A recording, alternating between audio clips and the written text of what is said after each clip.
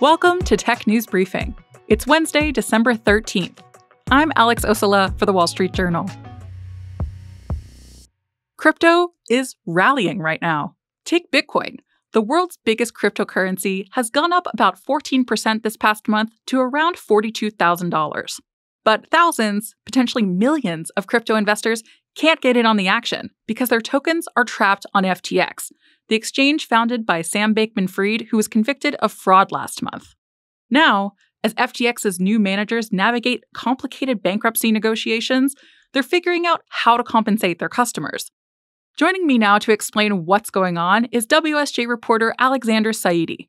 Alexander, what is going on here? What happened to customers' crypto on FTX? A lot of people, millions of people, stored their crypto savings and regular dollar savings as well on FTX. And as we've come to learn over the last almost 13 months now, a large amount of customer savings were appropriated without their knowledge or consent and spent by executives like Sam Bankman-Fried and his close entourage. In aggregate, we did analysis of this back in October. Around $9 billion of customers' money went missing, and the company is still trying to figure out where it might have gone and how much of it they can recover.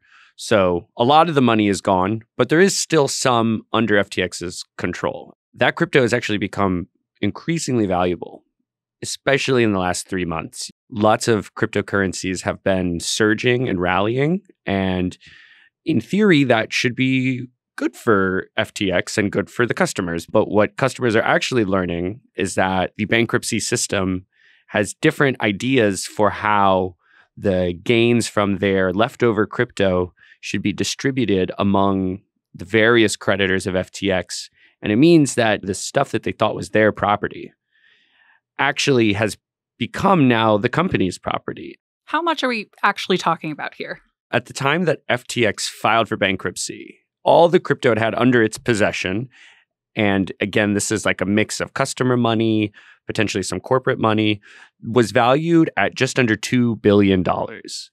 As of right now, that figure is much closer to, and now above $5 billion. So in theory, like these are really real appreciations and gains that could go to help make customers whole, and partially will a little bit.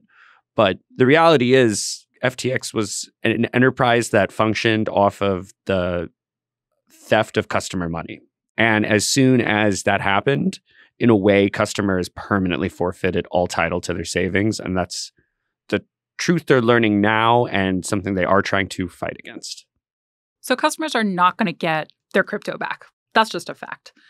Are they going to get something else instead?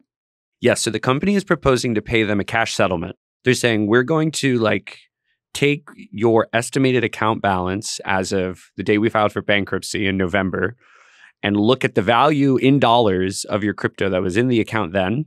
And then based on however much money we find, we're going to pay you some percent of that amount. And they haven't said what the percent will be, if it's 50%, 75%, 25%. But the key point and what upsets a lot of customers is that they won't actually be getting any crypto back. So not only are people not going to actually get any of their assets back, the valuation of those assets is based at a time when prices were relatively depressed.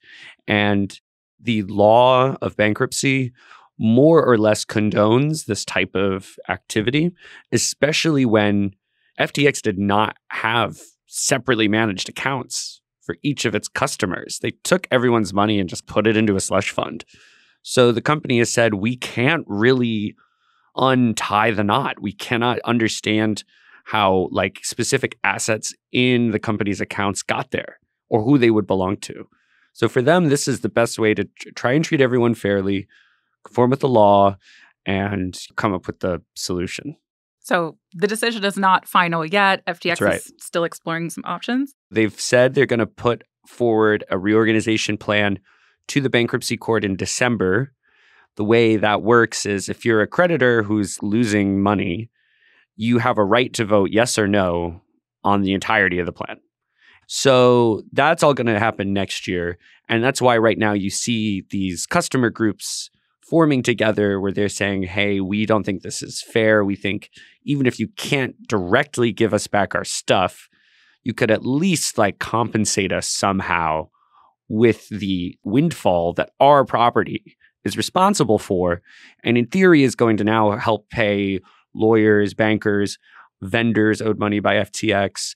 What did FTX say about this plan? They've said that it's too difficult to untangle ultimate ownership of the commingled crypto that they still control, and they've really stuck with the idea that customers' crypto is now company property now that it's in bankruptcy. And they've gotten a judge to mostly agree with that line of thinking. The law and the forces of the law do appear to be on the company's side in this respect. That was WSJ reporter Alexander Saeedy. And that's it for Tech News Briefing. Today's show was produced by Julie Chang with supervising producer Catherine Millsop. I'm Alex Ossola for The Wall Street Journal. Thanks for listening.